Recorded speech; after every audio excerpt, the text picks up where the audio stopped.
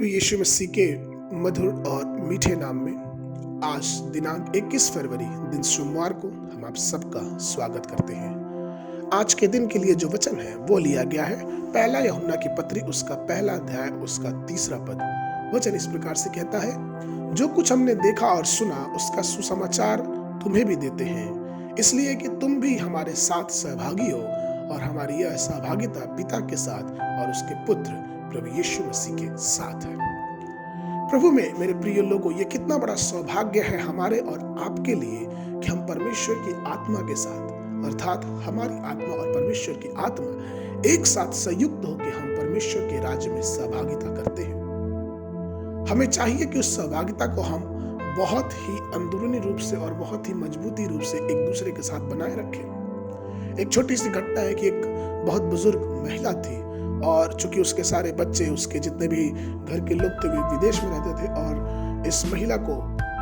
इसी घर में रहना पसंद होता था। और ऐसा हुआ कि वो अकेले रहने लगी और कुछ समय तो उसने परमेश्वर के वचन, प्रार्थना, स्तुति, गान में अपने समय को बिताया, लेकिन उसने फिर अपने घर में एक टेलीविजन लगा लिया। उसको ऐसा लगा कि जो मैं समय अकेले बिता रही इस टेलीविजन को देख के मेरा समय अच्छे से बीत जाएगा। लेकिन प्रियो, एक दिन ऐसा हुआ कि उस टेलीविजन में वो देख रही थी कि किस प्रकार से एक मनुष्य जो कि निर्दोष है उसको कई तरह से लोग ने घेर लिया और बहुत बुरी रीति से उसे चाकू मार के हत्या कर दी। ये जो दृश्य था उस बुजुर्ग महिला ने देखा और उसके दिल को इस दृश्य ने झकझोर के रख दिया और उसकी जो मानसिक शांति थी वो पूरी तरह से खराब हो गई, वो डिस्टर्ब हो गई। वो बहुत परेशान रहने लगी कि मनुष्य कैसे ऐसे कर सकता है। तो प्रियो, मैं आज के दिन आपको बताना चाहता हूँ कि हम कई बार अपनी शांति दूसरों के साथ सहभागिता के साथ खोजने की कोशिश करते हैं। हमें ये लगता है कि ये संसार की सहभागिता,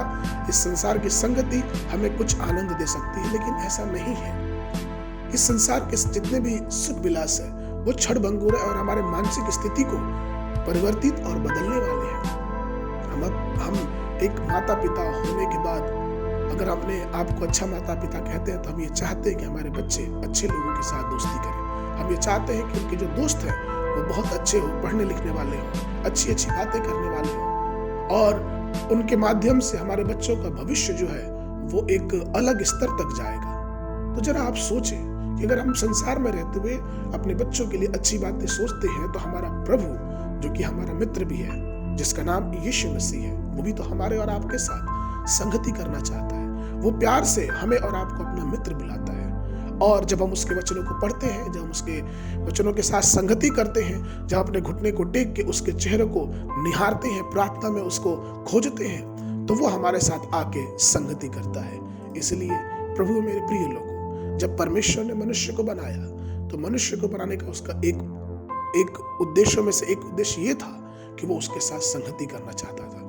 परमेश्वर वचन हमें और आपको बताता है कि वो रोज ठंडक के समय में आदम और हवा से मिलने आता था, लेकिन चूंकि आदम और हवा ने पाप कर दिया और वो संगति खो गई, वो संगति टूट गई। लेकिन फिर भी परमेश्वर ने उस संगति को बरकरार रखा और अपने पुत्र यीशु मसीह को इस धरती में भेजा, जिसको ग्रहण करने से हम उस सहभागिता में, उस संगति में फिर से परमेश्वर के साथ जुड़ जाते हैं। तो आइए हम आदम हवा की गलती न दोहराते हुए अपने जीवन में परमेश्वर की सहभागिता में आगे बढ़ते जाएं, परमेश्वर की संगति में आनंदित होते जाएं, जिससे हमारा और आपका जीवन जो कि इस धरती पे है वो बहुत आशीष और अनुग्रह और दया में आगे और आगे की ओर बढ़ता जाए। आज के मनन के लिए जो पद है वो लिया गया पहला यूहन्ना की पत्री उसका पहला अध्याय उसका 6वां पद। वचन इस प्रकार से कहता है, यदि हम कहें कि उसके साथ हमारी सहभागिता है और फिर अंधकार में चले तो हम झूठे और सत्य पर नहीं चलते।